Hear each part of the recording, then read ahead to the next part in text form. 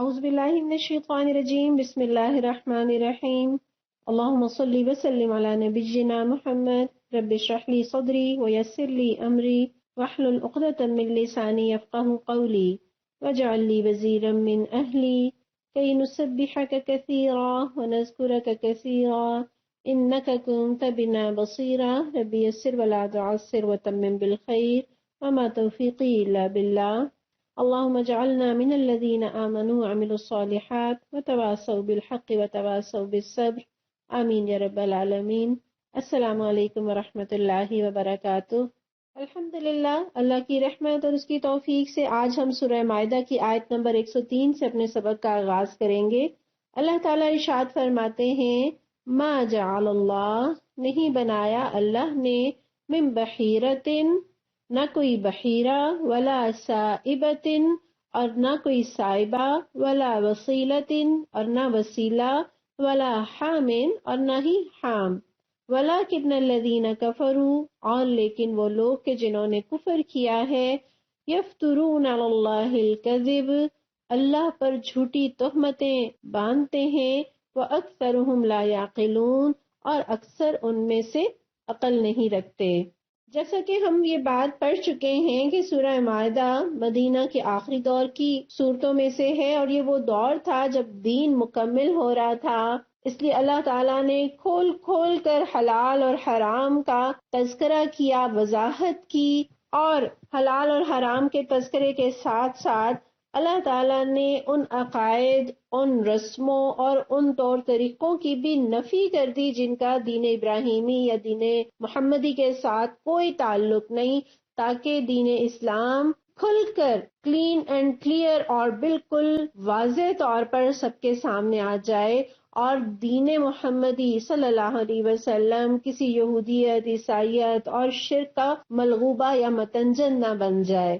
پھر جیسا کہ آج کا سبق ہم پڑھ رہے ہیں کہ جس میں اللہ تعالیٰ یہ فرما رہے ہیں کہ اللہ نے نہ کوئی بحیرہ مقرر کیا ہے، نہ صائبہ اور نہ وسیلہ اور نہ حام، مگر یہ کافر اللہ پر جھوٹی تہمت لگاتے ہیں اور ان میں سے اکثر بے عقل ہیں۔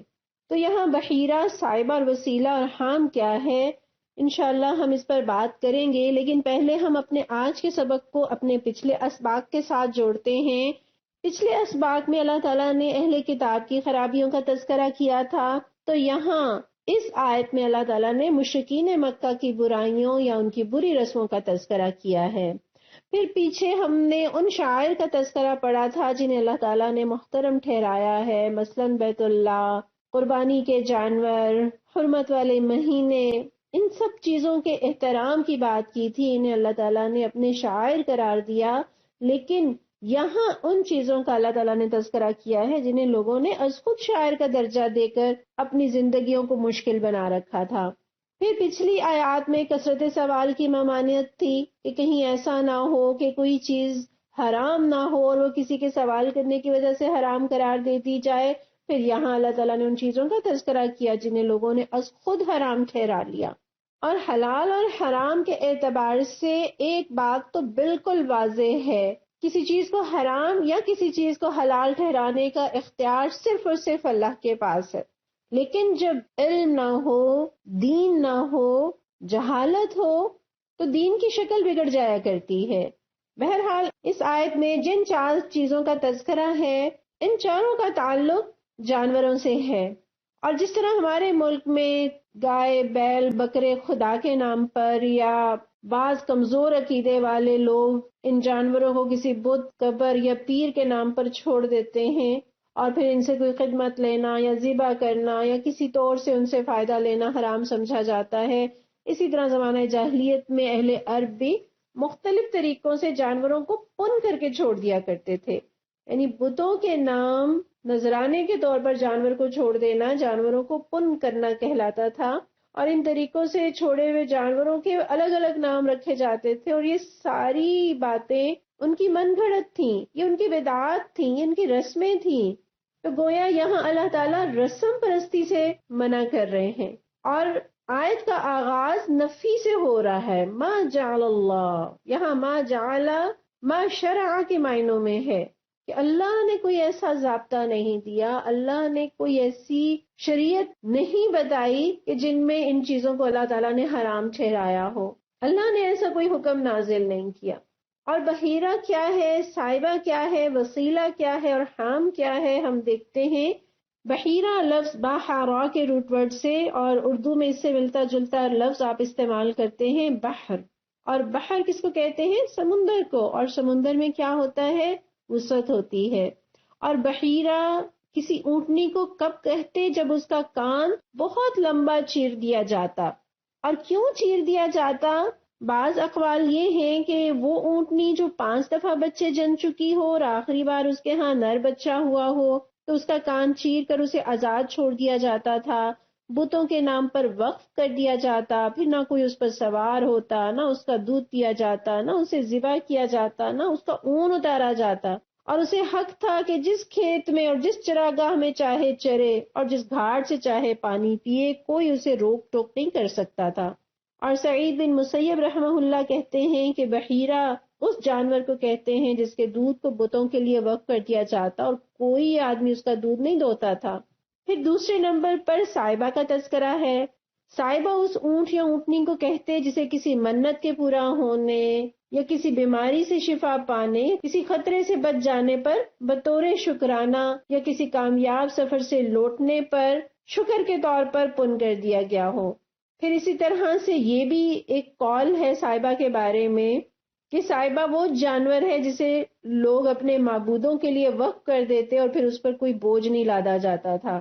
اور یہ بھی قول ہے کہ وہ اونٹنی جس نے 10 مرتبہ بچے دیے ہوں اور ہر بار مادہ ہی جنی ہو، اسے آزاد چھوڑ دیا جاتا اور اس سے بھی کسی قسم کا فائدہ لینا حرام سمجھا جاتا تھا۔ یہ ان کے خداؤں اور ان کے محافظوں کے حوالے ہوتی، محض مہمان اس سے فائدہ اٹھانے میں مستثنا تھے۔ پھر تیسرے نمبر پر وسیلہ کا تذکرہ ہے۔ وسیلہ وہ بکری یا اونٹنی جس کا پہلا بچہ نر ہوتا تو اسے خداؤں کے نام پر ذبح کر دیا جاتا، اور اگر وہ پہلی بار مادہ جنتی تو اسے اپنے لیے رکھ لیا جاتا، لیکن اگر نر اور مادہ ایک ساتھ پیدا ہوتے تو نر کو ذبح کرنے کی بجائے یوں ہی خداؤں کے نام پر چھوڑ دیا جاتا، اور اس کا نام وسیلہ تھا۔ اور وسیلہ اردو میں جیسے وصل کا لفظ ملاپ کے لیے استعمال ہوتا ہے تو اسی سے یہ نام وسیلہ ہے، تو جڑواں بچوں کی پیدائش کی بنا پر اس کو وسیلہ کہا جاتا۔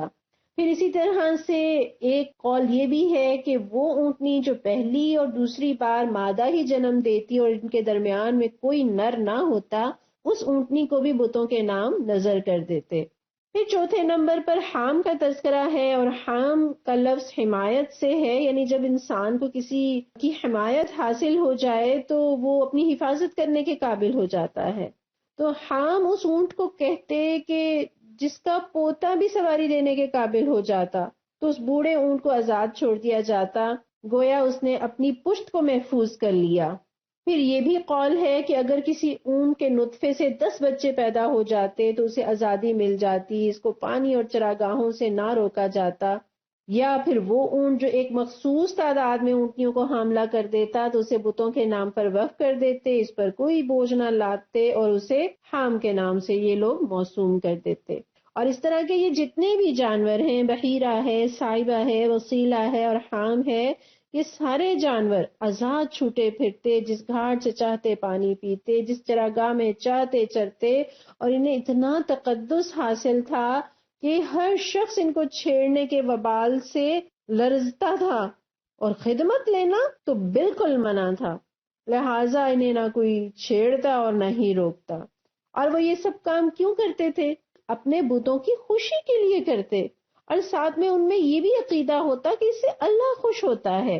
جس طرح قرآن میں آتا ہے نا مَا نَعْبُدُهُمْ إِلَّا لِيُقَرِّبُونَا إِلَى اللَّهِ زُلْفَىٰ، کہ ہم ان کی عبادت نہیں کرتے مگر اس لیے کہ یہ ہمیں اللہ کا قرب دلا دے، یعنی اپنے بتوں کی یا خداؤں کی خوشنودی انہیں کیوں چاہیے تھی؟ تاکہ وہ بت انہیں اللہ سے قریب کر دے، ان کی کوئی خواہش، ان کی کوئی تمنا، ان کی کوئی مراد یہ بت جو ہے وہ اللہ سے پوری کرا دیں، لہٰذا وہ بتوں کی خوشی کے لیے اور انڈائریکٹ اللہ کی خوشی کے لیے ان جانوروں کو بتوں کی نظر کر دیتے اور ان سے پھر کوئی خدمت نہیں لیتے۔ اب بظاہر آپ دیکھیں کہ کچھ جانوروں کو بتوں کے نام پر چھوڑ دینے سے کیا ہوتا ہے،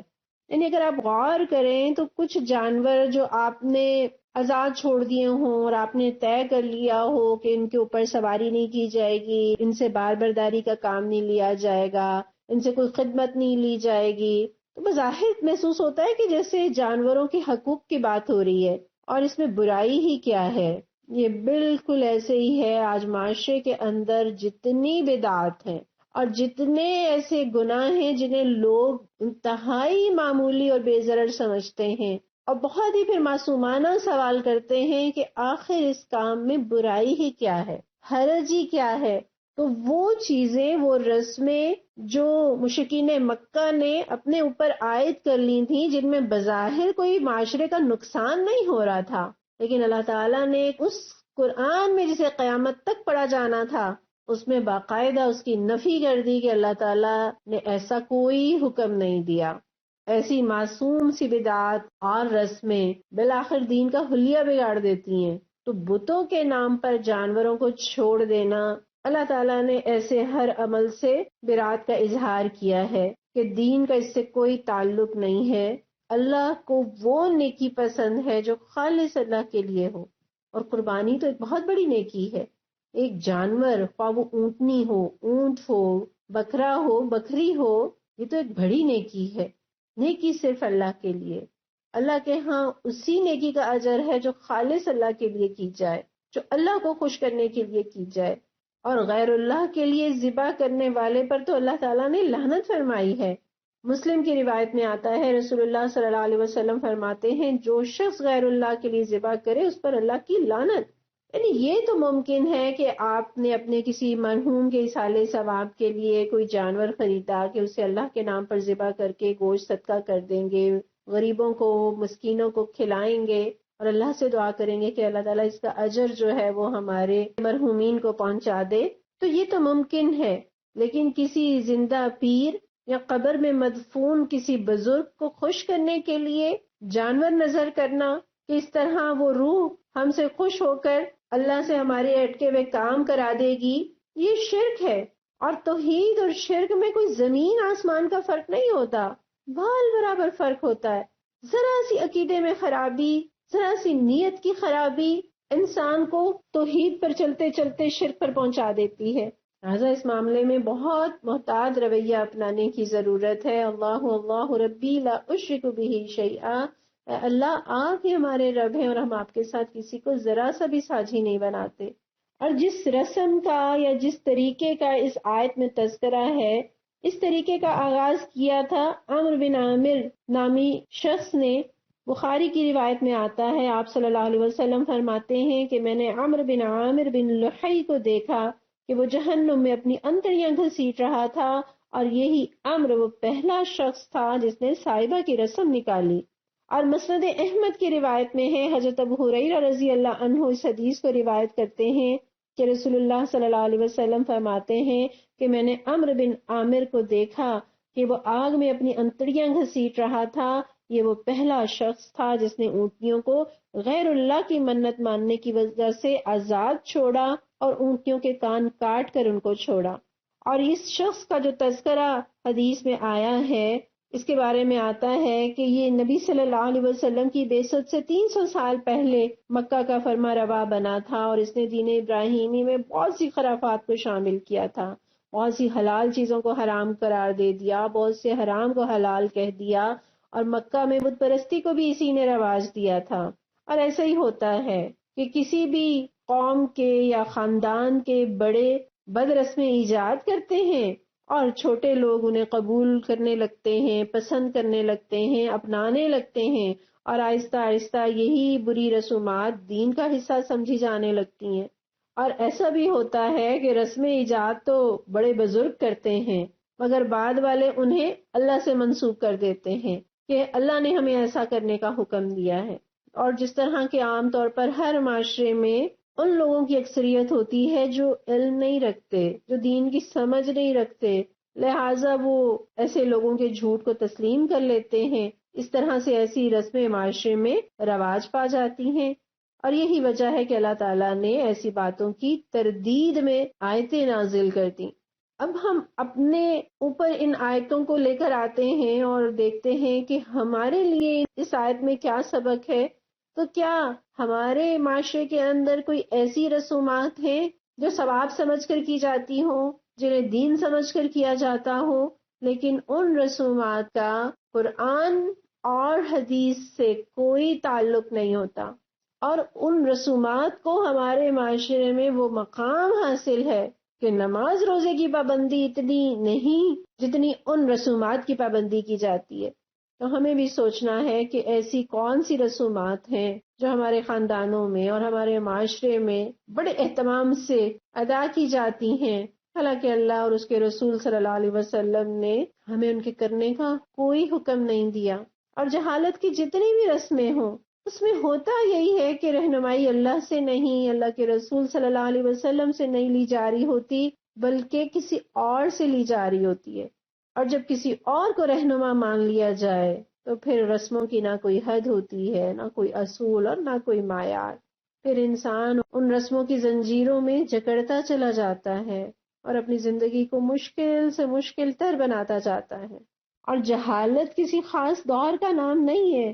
بلکہ یہ تو ایک ایسی سچویشن کا نام ہے جو بار بار رنگ بدل کر سامنے آتی ہے، مختلف شکلوں میں، مختلف ادوار میں آتی ہے۔ اور جہالت میں کیا ہوتا ہے، بندہ اپنے جیسے انسانوں کا غلام بن جاتا ہے۔ تو ایک رب کی غلامی بہتر ہے یا بہت سے انسانوں کی غلامی؟ اللہ تعالیٰ نے ہمیں اس دنیا میں دین بنانے کے لیے نہیں بھیجا، دین ماننے کے لیے بھیجا ہے۔ اور اگر اس بات کو ہم ایک مثال سے سمجھیں کہ آپ کا بچہ پیپر دینے گیا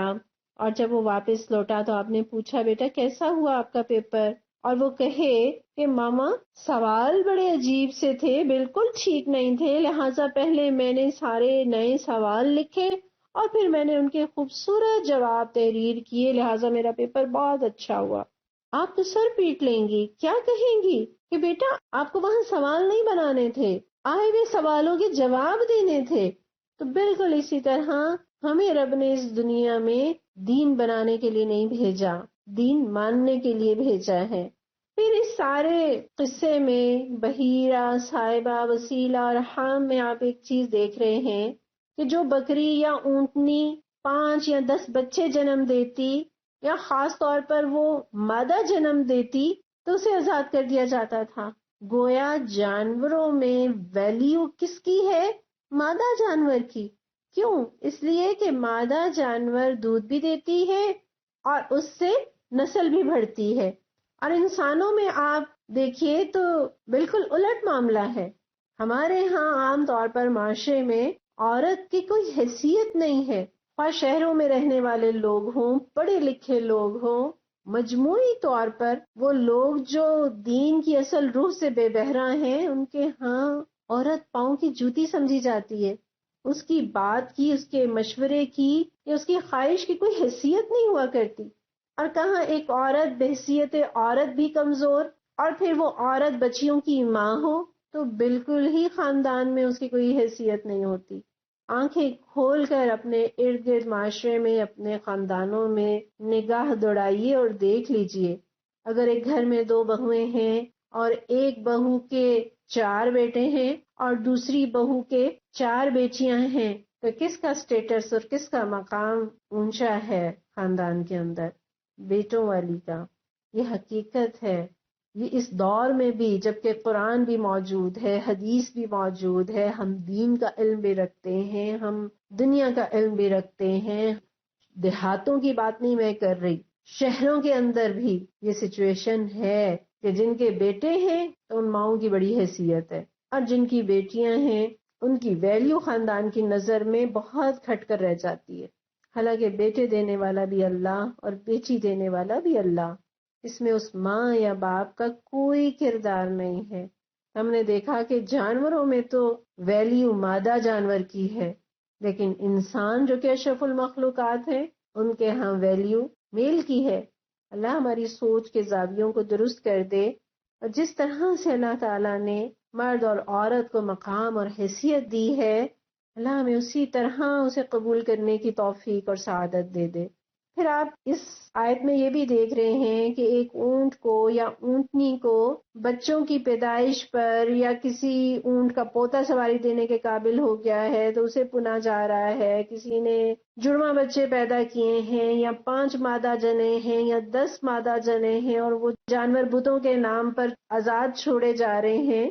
کیا اس مادہ کی پیدائش میں یا ان بچوں کی پیدائش میں یا وہ اونٹ جس کا پوتا سواری کے قابل ہو گیا ہے، اسے اللہ نے جو اتنی زندگی دی ہے اور اس سے اتنی اولاد ہوئی ہے اور پھر اس کی آگے سے نسل بھی جو ہے وہ جوان ہو گئی، تو اس میں کمال کس کا ہے؟ کیا اس اونٹ کا کمال ہے یا اس اونٹنی کا کمال ہے؟ کمال تو اس رب کا ہے جس نے اس اونٹ یا اس اونٹنی کو زندگی دی، اولاد دی، نر دیے یا مادہ دیے۔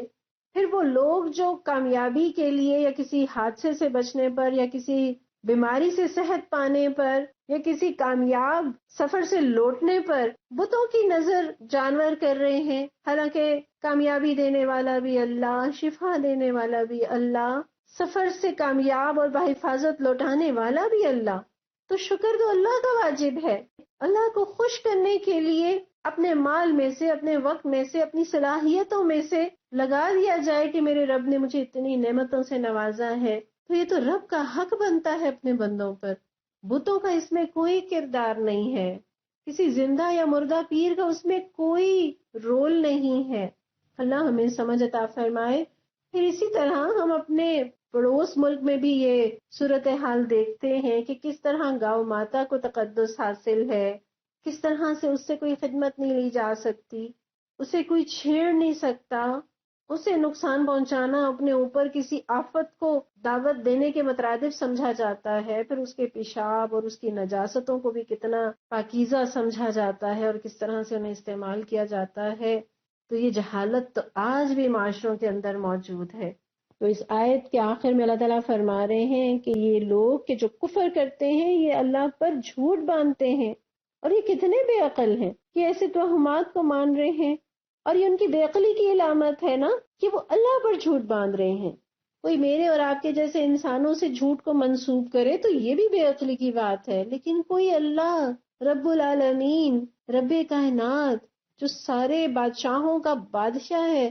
اس سے جھوٹ کو منسوب کرے تو کتنی بڑی بے عقلی ہے۔ کیا وہ ہمارے جھوٹ کو پکڑ نہیں سکتا؟ کیا وہ ہمارے جھوٹ پر سزا نہیں دے گا؟ کیا وہ ہمارے جھوٹ کا پول کھول نہیں سکتا؟ یعنی ان میں اگر ذرا بھی عقل ہوتی تو رب پر جھوٹ نہ باندھتے، ذرا بھی عقل ہوتی تو جان جاتے کہ ان کا جھوٹ چلنے والا نہیں۔ اور پھر کتنی بڑی بے عقلی ہے، وہ جانور جو اللہ تعالیٰ نے انسان کے لیے مسخر کیے ہیں، انسان کے فائدے اور انسان کی خدمت کے لیے بنائے ہیں، ان سے خدمت نہ لینا گویا اپنی دنیا کا بھی نقصان کیا اور آخرت کا بھی نقصان کیا۔ تو اس سے بڑی بے عقلی کیا ہوگی کہ انسان اپنی دنیا بھی برباد کر لے اور آخرت بھی۔ اور اس سے یہ بھی پتہ چلتا ہے کہ شرک کرنے والا بے عقل ہے، اس کی عقل ماری جاتی ہے، اور توحید انسان کے اندر عقل پیدا کرتی ہے، شجاعت پیدا کرتی ہے، ہمت اور حوصلہ دیتی ہے، رب پر اعتماد اسے آگے بڑھنے کی ہمت دیتا ہے۔ اللہ ہمیں توحید پر جمنے والا بنا دے اور شرک اور شرکی عقیدوں سے اپنی پناہ میں رکھے۔ اب آیت 104 دیکھیے، وَإِذَا قِيلَ لَهُمْ، اور جب ان سے کہا جاتا ہے تعالوا، آؤ، اِلَى مَا أَنزَلَ اللَّهُ، اس قانون کی طرف جو اللہ نے اتارا ہے، وَإِلَى الرَّسُولِ، اور آؤ پیغمبر کی طرف، قالوا، تو وہ کہتے ہیں حسبنا، کافی ہے ہمارے لیے، ما وجدنا علیہ آباءنا، جس پر ہم نے اپنے باپ دادا کو پایا، اولو کان آباؤہم، کیا اگر ان کے باپ دادا لا یعلمون شیئا، کچھ بھی نہ جانتے ہوں، ولا یہتدون، اور نہ ہی وہ ہدایت پر ہوں، یعنی کیا پھر بھی یہ انہی کی پیروی کیے چلے جائیں گے؟ پچھلی آیت میں بے عقل لوگوں کا تذکرہ کیا اللہ تعالیٰ نے، اور یہاں ان کی ایک اور نشانی بتائی کہ جو بے وقوف لوگ ہیں، بے عقل ہیں، انہیں جب قرآن اور حدیث کی طرف بلایا جاتا ہے، اللہ اور اس کے رسول کی طرف بلایا جاتا ہے، اِلیٰ مَا أَنزَلَ اللَّهُ، اللہ نے کیا اتارا ہے؟ قرآن اتارا ہے، وَإِلَى الرَّسُولِ، اور رسول صلی اللہ علیہ وسلم کی طرف دعوت دینے سے مراد کیا ہے؟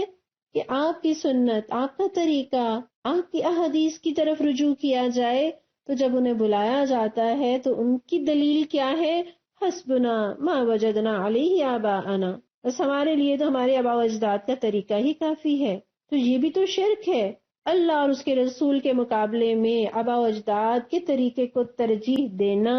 یہ شرک ہے۔ اور یہ شرک کیسے شروع ہوتا ہے کہ عام طور پر ہر شخص قدرتی طور پر، فطری طور پر اپنے بزرگوں کے متعلق اچھا گمان رکھتا ہے اور وہ اپنے بزرگوں سے محبت رکھتا ہے، اور اس اچھے گمان اور محبت کی وجہ سے اس کا یہ گمان عقیدے کی شکل اختیار کر جاتا ہے، اور وہ یہ سمجھتا ہے کہ ہمارے بزرگ ہم سے بہت زیادہ نیک تھے، عالم تھے، دین کو سمجھنے والے تھے۔ حالانکہ یہ بات طے شدہ ہے کہ انبیاء کے علاوہ کوئی معصوم نہیں ہوتا، انبیاء کے علاوہ ہر شخص سے دانستہ یا غیر دانستہ غلطی کا ہو جانا ممکن ہے، اور آباء و اجداد کی تقلید ہی کرتے چلے جانا، اس صورت میں وہ غلطی نسل در نسل منتقل ہوتی جاتی ہے۔ لہذا کوئی بھی عقیدہ، کوئی بھی عمل، اس کی اتھینٹسٹی پتہ کرنے کا ایک ہی طریقہ ہے کہ اسے قرآن اور سنت پر پیش کیا جائے، ورنہ عین ممکن ہے کہ آباء و اجداد کی اندھی تقلید کسی گمراہی کے گھڑے میں گرا دے، اور یہ بالکل ممکن ہے کہ باپ دادا کو ٹھیک راستے کا علم ہی نہ ہو، اور کیا اگر بڑے کسی گھڑے میں جا کر گریں گے تو ہم بھی ان کے پیچھے اسی گھڑے میں جائیں گے؟ ہرگز نہیں۔ دنیا میں بھی آپ یہ دیکھتے ہیں کہ ہم اپنی منزل کا تعین کرتے ہیں کہ ہمیں کہاں جانا ہے، اور پھر کسی جاننے والے سے رستہ پوچھتے ہیں، تو ایک ناواقف آدمی اگر کسی واقف سے معلوم کرے تو بات ٹھیک ہے، لیکن اگر ناواقف آدمی ناواقف سے پوچھ کر چلے تو کیسے منزل پر پہنچے گا؟ اور آج پڑھے لکھے معاشرے کے اندر بھی یہ بات بہت عام ہے کہ اگر آپ کسی سے اس کے کسی عمل کی یا کسی عقیدے کی دلیل پوچھیں تو یہ جواب آپ کو سننے کو ملے گا کہ ہمارے ہاں تو ایسا ہی ہوتا ہے، ہمارے بڑے تو ایسا ہی کرتے رہے ہیں، ہمارے خاندان میں یہ رواج ہے۔ یعنی ایمان والوں کے پاس تو کسی بھی عمل کے لیے بنیاد قرآن ہونا چاہیے، سنت ہونی چاہیے۔ یہ دلیل دینا تو سراسر جہالت ہے کہ کوئی کام ہم محض اس وجہ سے کریں کہ ہمارے بڑے ایسا کرتے تھے یا ہمارے ہاں تو ایسا ہی ہوتا ہے۔ اور میں آپ سے ایک سوال کرتی ہوں، آپ بے شک کمنٹس میں اس سوال کے جواب کو نہ لکھیے گا، لیکن سوچئے گا ضرور، ہم میں سے کتنے ایسے ہیں جن کے والدین نے قرآن کو ترجمہ اور تفسیر کے ساتھ پڑھ رکھا تھا، یا صحاح ستہ ان کے زیر مطالعہ رہتی تھی؟ ممکن ہے کہ کسی کے والدین ایسے ہوں کہ جنہوں نے قرآن کو ترجمہ و تفسیر سے پڑھا ہو، بار بار پڑھا ہو، اور وہ احادیث کو بھی مطالعے میں رکھتے ہوں، لیکن حقیقت یہ ہے کہ اکثریت کا جواب نفی میں ہوگا۔ ہم نے اپنے بڑوں کو قرآن تو کثرت سے پڑھتے دیکھا ہے، اتنی کثرت سے کہ شاید قرآن کے صفحے کمزور پڑ جاتے تھے، اکھڑ جاتے تھے، لیکن معنی اور مفہوم کے ساتھ، ترجمہ و تفسیر کے ساتھ بہت کم والدین ہیں کہ جنہوں نے پڑھا ہو۔ تو جب انہوں نے قرآن کو ترجمہ و تفسیر کے ساتھ نہیں پڑھا، احادیث ان کے زیر مطالعہ نہیں رہی، تو ان کے پاس بھی دین پھر وہی تھا جو ان کے والدین نے انہیں سکھایا۔ تو عین ممکن ہے نا کہ ہم ان کی پیروی کرتے ہوئے کہیں ٹھوکر نہ کھا جائیں۔ اور اپنے والدین کو چھوڑیے یا آباء و اجداد کو چھوڑیے، اگر ہم اپنا جائزہ لیں تو ہم میں سے کتنے ایسے ہیں کہ جو قرآن کو ترجمہ و تفسیر کے ساتھ پڑھ چکے ہیں، یا ایک طالب علم کی طرح ہم احادیث کے ذخیرے سے فائدہ اٹھاتے ہیں؟ بیشتر کا جواب نفی میں ہوگا۔ تو ہم نے دین کی جو شکل بنائی وہ ہم نے قرآن اور سنت سے لے کر نہیں بنائی، بلکہ اپنے خیال، اپنی سوچوں سے اور اپنے آباء و اجداد کو جن طریقوں پر چلتے ہوئے دیکھا، انہی طریقوں کو دین سمجھ لیا۔ تو اس میں بہت ممکن ہے کہ ہمارے آباء و اجداد کو اس کا علم نہ ہو، انہیں پتہ نہ ہو، ان سے غلطی ہوئی ہو، اور نسل در نسل وہ خرابی چلتی رہے اور ان کا نام اعمال اور بھوجل ہوتا جائے۔ کیوں نہ یہیں رک جائیں، یہیں اصلاح کر لیں۔ اپنے بڑوں کے لیے اگر ان سے کوئی کوتاہی ہوئی ہے، ان کے لیے بخشش کی دعا کریں اور اپنی اصلاح کر لیں، تاکہ نہ ان کا نام اعمال بھوجل کریں اور نہ اپنا۔ یہ تو پچھلی آیت میں ہی ہم نے دیکھ لیا کہ جس نے کسی بری رسم کو ایجاد کیا اور نسل در نسل وہ بری رسم چلتی چلی گئی، اللہ کے نبی صلی اللہ علیہ وسلم نے اس شخص کو جہنم میں اپنی انتڑیوں کو گھسیٹتے ہوئے پھرتے ہوئے دیکھا ہے۔ اور اس آیت سے یہ بھی ممکن ہے کہ اگر آباء و اجداد ہدایت پر تھے، اگر وہ قرآن اور سنت کا علم رکھتے تھے، تو ان کی پیروی ضرور کرنی چاہیے۔ نیک کاموں میں، اچھے کاموں میں، صحیح کاموں میں، صحیح عقیدے میں والدین کی، آباء و اجداد کی پیروی ان کی نیکیوں میں اضافے اور ان کے درجات کی بلندی کا ذریعہ ہوگی۔ تقلید آباء صرف اسی صورت میں منع ہے کہ آپ بالکل آنکھیں بند کر کے ان کی پیروی کرتے چلے جائیں۔ ہاں، ان کے ہر عقیدے اور ہر عمل کو قرآن اور سنت کی کسوٹی پر پرکھ کر دیکھیں، اگر درست پائیں تو فالو کرتے چلے جائیں، اور اگر غلط پائیں تو ان کے لیے رب سے بخشش مانگیں اور اپنی اصلاح کر لیں۔ حقیقت یہ ہے کہ معاملہ بڑا نازک ہے۔ ہم جنت جانا چاہتے ہیں اور غیر محتاط رویے کے ساتھ جنت میں جانا بڑا مشکل ہے۔ اسی لیے تو قرآن بار بار تقوی کی بات کرتا ہے، پرہیزگاری کی، محتاط رویے کا ذکر کرتا ہے۔ اور دنیا میں اگر آپ کبھی کسی ایئرپورٹ پر آپ کو جانے کا اتفاق ہوا ہو، آپ کسی بیرون ملک جا رہے ہوں، تو آپ دیکھتے ہیں کہ وہاں امیگریشن پر آپ کو کتنا محتاط رویہ اپنانا پڑتا ہے۔ اس امیگریشن آفیسر کے سوالات کا دو ٹوک آپ جواب دیتے ہیں، آپ انہیں غیر ضروری معلومات فراہم نہیں کرتے، آپ ادھر ادھر کی باتیں نہیں کرتے، آپ کے ساتھ اگر بچے ہیں تو آپ انہیں بھی خاموش رہنے کا اشارہ دیتے ہیں۔ اور یہ محتاط رویہ کیوں؟ کہ اگر آفیسر کو ہمارے کسی عمل، ہماری کسی بات سے کسی قسم کا کوئی شک ہو گیا تو ممکن ہے کہ وہ ہمارے اس ملک میں داخلے پر پابندی لگا دے اور ہمیں واپس کر دیا جائے۔ تو ایک ملک میں داخلے کے لیے کتنا محتاط رویہ اپنانے کی ضرورت ہے، تو جنت میں داخلے کے لیے کیا ہمیں محتاط رویہ نہیں چاہیے کہ ہم پھونک پھونک کر قدم رکھیں، ہر عقیدے اور ہر عمل کو قرآن اور سنت کی کسوٹی پر پرکھیں، کہ کہیں ایسا نہ ہو کہ بے احتیاطی کی وجہ سے ہم جنت میں داخلے سے محروم نہ کر دیے جائیں۔ اب آیت نمبر 105 دیکھیے، اللہ تعالیٰ فرماتے ہیں، یا ایھا الذین آمنو، اے لوگوں جو ایمان لائے ہو، علیکم انفسکم، اپنی فکر کرو، یعنی تم پر تمہاری ذمہ داری ہے، لا یضرکم، نہیں نقصان پہنچائے گا تمہیں، من ضل، جو بھٹک گیا، اذا اہتدیتم، جبکہ تم ہدایت پر ہو، الی اللہ مرجعکم، اللہ ہی کی طرف تمہیں لوٹ کر جانا ہے، جمیعاً، سب کے سب، فینبئکم، پھر وہ تمہیں بتا دے گا، بما کنتم تعملون، جو کچھ تم عمل کرتے رہے۔ پچھلی آیت میں مشرکوں کا تذکرہ تھا، تو یہاں اللہ تعالیٰ نے ایمان والوں کا تذکرہ کیا ہے۔ گویا کہہ لیجئے کہ اہل کفر کے تذکرے کے بعد روئے سخن اہل ایمان کی طرف مڑتا ہے، اور اللہ تعالیٰ مجھے اور آپ کو مخاطب کر کے سمجھا رہے ہیں کہ تمہاری ذمہ داری کیا ہے، کرنے کا کام کیا ہے، اور دوسروں کے بارے میں اور ان کی زندگی کے بارے میں کہاں تک مجھے اور آپ کو فکر مند ہونا چاہیے، اور کہاں سے مجھے اور آپ کو ان سے راہیں الگ کر لی جانی چاہیے، اور کس موقع پر یہ کہہ دینا چاہیے کہ لکم دینکم ولی دین، تمہارے لیے تمہارا دین اور میرے لیے میرا دین۔ تو گویا سب سے اہم چیز تو یہ ہے جو اس آیت سے پتہ چل رہی ہے کہ علیکم انفسکم، تم پر تمہاری ذمہ داری ہے، اپنی اصلاح کی فکر کرو، اپنے آپ کو برائیوں سے بچاؤ، اپنے آپ کو دین پر جماؤ، نیکی پر ثابت قدم رہو۔ اور یہاں آپ دیکھیں گے کہ اس پوری آیت میں جمع کا صیغہ استعمال ہوا ہے، الذین آمنوا علیکم انفسکم اذا اہتدیتم، یہ سارے جمع کے صیغے ہیں، یعنی مومنوں کے لیے کوئی نقصان نہیں دنیا کی گمراہی کا، لوگوں کی بدعمالیوں کا، جبکہ ہم ایک جتھا ہوں، ہم ایک جماعت ہوں، ہم ہدایت پر ہوں، ایک دوسرے کے ہمدرد ہوں، کفیل ہوں، ساتھی ہوں، تو نہ ماننے والے ہمارے کوئی نقصان نہیں پہنچا سکتے۔ اور یہ حقیقت ہے کہ لوگوں کی جہالت کی باتیں سن سن کر دکھ بھی ہوتا ہے، افسوس بھی ہوتا ہے، اور بعض اوقات ہمت بھی ٹوٹنے لگتی ہے کہ کوئی مانتا ہی نہیں، کوئی نیکی کے رستے پر چلتا ہی نہیں۔ تو یہاں اللہ تعالیٰ بتا رہے ہیں کہ ہر شخص اپنے کیے کا خود ذمہ دار ہے، اور کسی کو یہ نہیں کرنا چاہیے کہ کسی دوسرے کی دیکھا دیکھی اپنا نقصان کر لے، بلکہ ہونا کیا چاہیے کہ خود بھی برے کاموں سے باز رہے اور جہاں تک ممکن ہو دوسروں کو بھی باز رکھنے کی کوشش کرتا رہے، لیکن اگر وہ نہ مانے تو وہ جانے اور ان کا رب جانے، تمہارا ان کے نہ ماننے سے کوئی نقصان نہیں۔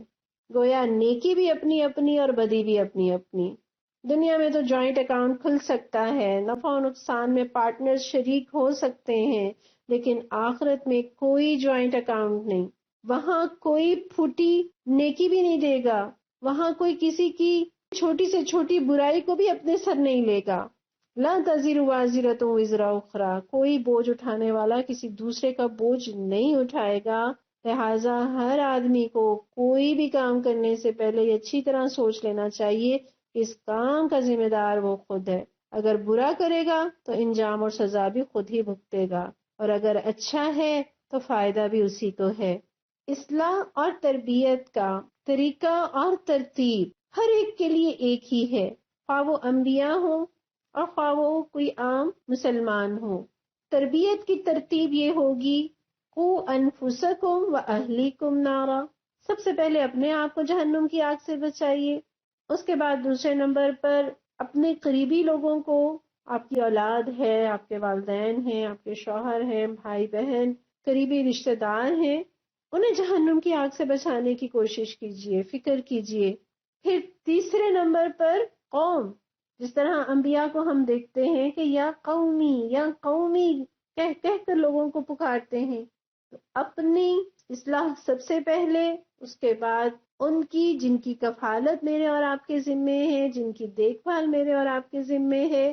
اور اس کے بعد میری اور آپ کی قوم، اور چوتھے نمبر پر دنیا کے تمام انسان۔ جس طرح اللہ تعالیٰ قرآن میں کہتے ہیں نا کہ یہ ہدی للناس ہے، تمام دنیا کے انسانوں کے لیے یہ پیغام ہے، تو خواہ کوئی نبی ہو اور خواہ کوئی عام مسلمان ہو، تربیت کی ترتیب یہی ہوگی کہ سب سے پہلے مجھے اور آپ کو اپنی فکر کرنی ہے، اور صرف اپنی فکر پر رک نہیں جانا، دوسروں کے اصلاح کی فکر بھی کرنی ہے، اور دوسروں کی اصلاح کے لیے بھی سب سے مؤثر ذریعہ یہ ہے کہ میں اپنی اصلاح کر لوں۔ میں اور آپ نیک بن جائیں گے، اچھے بن جائیں گے، قرآن پر حدیث پر عمل کرنے والے بن جائیں گے، دنیا مجھ سے اور آپ سے انشاءاللہ تعالی سیکھے گی اور جانے گی کہ مسلمان کیسے ہوتے ہیں۔ یہ تبلیغ کا سب سے مؤثر ذریعہ ہے۔ علیکم انفسکم لا یضرکم من ضل اذا اہتدیتم، دوسروں کی گمراہی سے تمہیں کوئی نقصان نہیں پہنچے گا جبکہ تم ہدایت پر ہو۔ علیکم انفسکم، یعنی بجائے اس کے کہ آدمی ہر وقت یہ دیکھتا رہے کہ فلاں کیا کر رہا ہے، اور فلاں کے عقیدے میں کیا خرابی ہے، فلاں کے اعمال میں کیا برائی ہے، ہمیں یہ دیکھنا ہے کہ ہم کیا کر رہے ہیں۔ ہمیں فکر اپنے خیالات، اپنے اعمال اور اپنے اخلاق کی ہونی چاہیے کہ کہیں وہ خراب نہ ہو جائے۔ اور یقین جانیے جتنی محنت ہم دوسروں کی اصلاح کی کرتے ہیں، اس سے آدھی بھی ہم میں سے ہر ایک اپنے اوپر کر لے تو معاشرہ سدھر جائے۔ اور حقیقت تو یہ ہے، قرآن پڑھتے ہوئے، قرآن سنتے ہوئے، سناتے ہوئے، ہر آیت پر ہمارے دماغ میں دوسرے لوگ گھوم رہے ہوتے ہیں، یہ آیت تو اس پر فٹ ہوتی ہے، یہ آیت اگر یہاں پر وہ شخص موجود ہوتا تو مزہ آ جاتا۔ یعنی ہم ہر آیت دوسروں پر فٹ کرنے کی کوشش کرتے ہیں مگر اپنے اوپر فٹ کرنے کی کوشش نہیں کرتے۔ ہم یہ نہیں سمجھتے کہ یہ آیت مجھ سے کچھ تقاضا کر رہی ہے، یہ مجھ سے مخاطب ہے، یہ میری اصلاح کر رہی ہے۔ تو جتنی فکر ہمیں دوسروں کی ہے، جتنی نظریں ہماری دوسروں پر لگی ہوئی ہیں کہ وہ کیا کر رہے ہیں، وہ کیا سوچ رہے ہیں، ان کے اندر کیا خرابیاں ہیں، ان کے اندر کتنی خامیاں ہیں، جتنے کیمرے ہم نے لوگوں کے اوپر فٹ کر رکھے ہیں، اگر یہ کیمرے ہم اپنے عیبوں پر فٹ کر لیں تو انشاءاللہ تعالی معاشرے کا بگاڑ سنور جائے گا۔ پھر یہ ہے کہ دوسروں کی برائیوں کی وجہ سے خود گمراہی میں نہ پڑ جانا،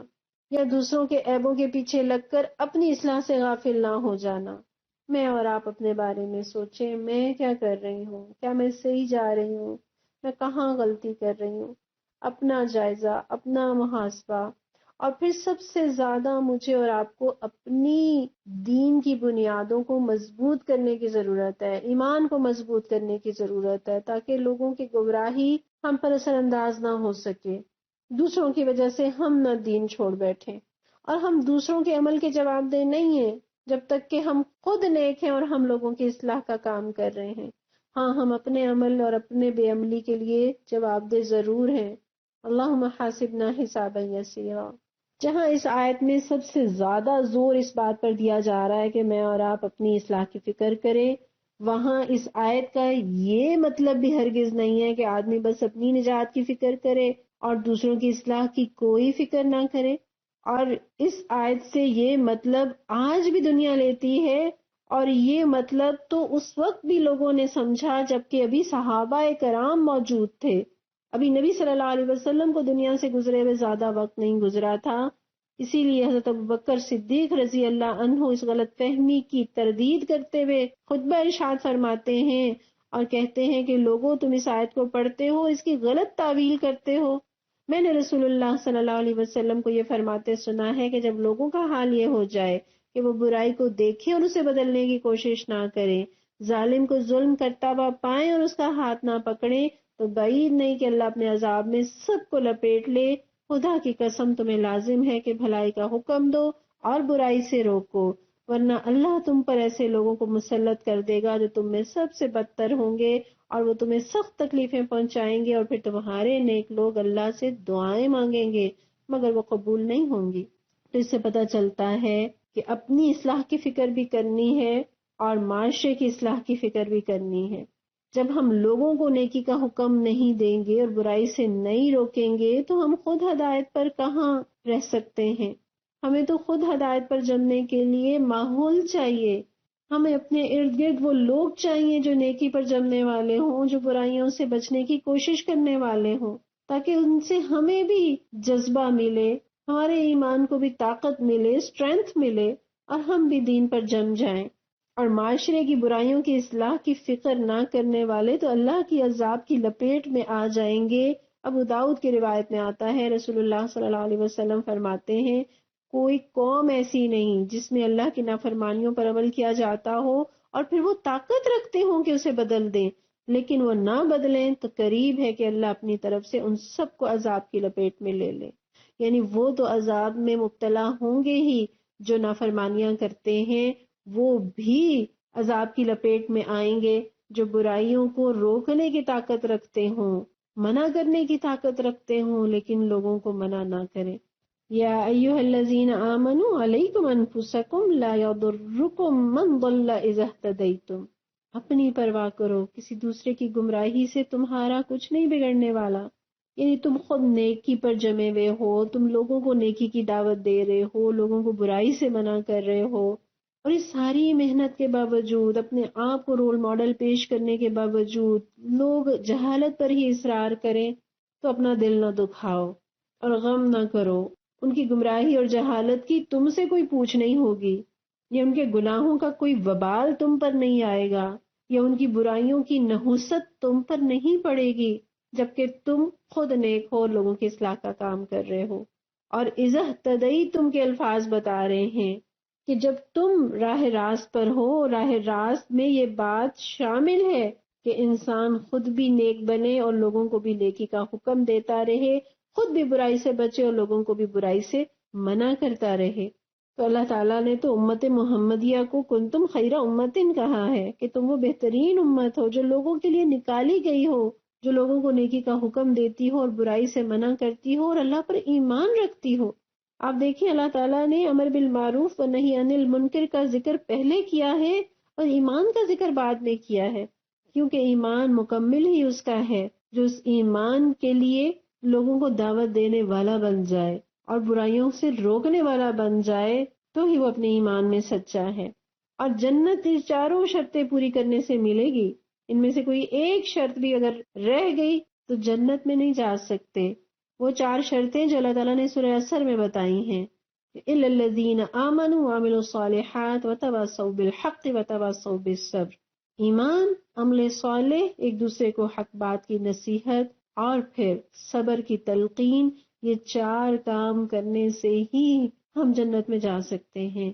صرف ایمان اور عمل صالح کافی ہوتا تو یہ باقی 2 باتیں کہنے کی سورہ عصر میں اللہ کو ضرورت نہ ہوتی۔ اور رسول اللہ صلی اللہ علیہ وسلم نے تو یہ بات ارشاد فرمائی ہے کہ جو شخص برا کام ہوتا دیکھے وہ اسے اپنے ہاتھ سے ختم کر دے، اور اگر طاقت نہ ہو تو زبان کے ساتھ روکے، اور اگر اس کی بھی طاقت نہ رکھتا ہو تو اپنے دل سے برا جانے، اور یہ آخری درجہ ہے، یہ کمزور ترین ایمان ہے۔ گویا یہ آخری درجہ پسندیدہ نہیں ہے، پسندیدہ یہی ہے کہ برائی کو طاقت سے روکا جائے، اور اگر طاقت سے نہیں روک سکتے تو کم از کم زبان سے تو روکے۔ ہاں اگر برائی سے روکنے میں جان کو خطرہ ہے تو اس صورت میں فَإِن لَمْ يَسْتَطِعْ فَبِقَلْبِهِ وَذَلِكَ أَضْعَفُ الْإِيمَانِ کے تحت اس بات کی گنجائش ہے کہ محض دل میں برا جان لیا جائے، اور ہاں یہ بھی نہ ہو کہ ہم لوگوں کو تو نیکی کا حکم دیں اور اپنے آپ کو بھول جائیں۔ قرآن میں اللہ تعالیٰ فرماتے ہیں أَتَأْمُرُونَ النَّاسَ بِالْبِرِّ وَتَنْسَوْنَ أَنفُسَكُمْ، تم لوگوں کو نیکی کا حکم دیتے ہو اور اپنے آپ کو بھول جاتے ہو۔ وَأَنْتُمْ تَتْلُونَ الْكِتَابَ، حالانکہ تم کتاب کی تلاوت کرتے ہو۔ اور ایسے شخص کی تو بخاری میں رسول اللہ صلی اللہ علیہ وسلم نے برے انجام کی سخت وعید سنائی ہے۔ کون سا شخص جو لوگوں کو تو نیکی کا حکم دے اور خود نیکی نہ کرے، لوگوں کو تو برائی سے روکے اور خود اس برائی سے نہ بچے، اس کا کیا انجام ہے؟ آپ صلی اللہ علیہ وسلم فرماتے ہیں کہ قیامت کے دن ایک شخص کو لایا جائے گا اور جہنم میں ڈال دیا جائے گا، آگ میں اس کی آنتیں باہر نکل آئیں گی، اور وہ شخص اس طرح چکر لگانے لگے گا جیسے گدھا اپنی چکی پر گردش کیا کرتا ہے، اور جہنم میں ڈالے جانے والے اس کے قریب آ کر جمع ہو جائیں گے اور اسے کہیں گے اے فلاں، آج تمہاری کیا حالت ہے؟ کیا تم ہمیں اچھے کام کرنے کے لیے نہیں کہتے تھے؟ کیا تم برے کاموں سے ہمیں منع نہیں کیا کرتے تھے؟ تو وہ شخص کہے گا ہاں، میں تمہیں تو اچھے کاموں کا حکم دیتا تھا لیکن خود نہیں کرتا تھا، برے کاموں سے تمہیں منع کرتا تھا لیکن خود اسے کیا کرتا تھا۔ اور اس حدیث میں جہاں اس شخص کے برے انجام کا تذکرہ ہے جو لوگوں کو نیکی کا حکم دیتا ہے اور خود نیکی پر قائم نہیں رہتا، وہاں یہ بھی پتہ چل رہا ہے کہ ایسے شخص کے نیکی کی ترغیب دینے سے اس کی اس دعوت میں کوئی تاثیر نہیں ہوگی۔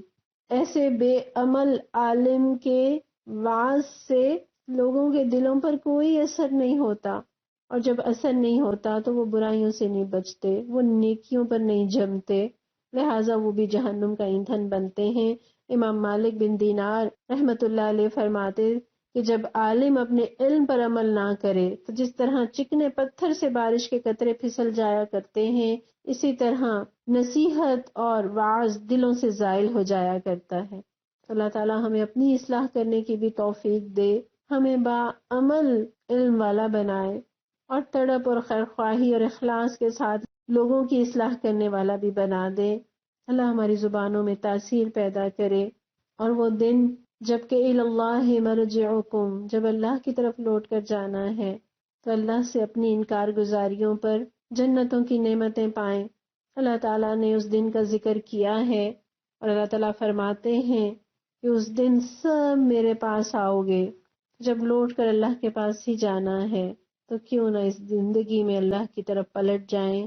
فَيُنَبِّئُكُم بِمَا كُنتُمْ تَعْمَلُونَ، اللہ تعالیٰ فرماتے ہیں کہ اس دن تمہیں بتانے کی ضرورت نہیں پیش آئے گی کہ میں نے کیا کیا اور کیوں کیا اور کیسے کیا، وہ تمہیں بتا دے گا کہ تم کیا کرتے رہے ہو۔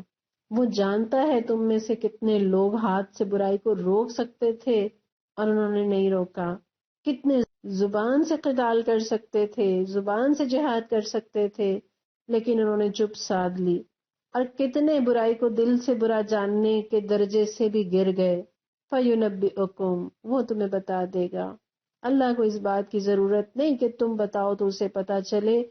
وہ بتائے گا کہ میں اور آپ کیا کرتے رہے۔ جب اعضاء گواہی دیں گے، جب زمین بولے گی، جب نامہ اعمال نشر کر دیا جائے گا،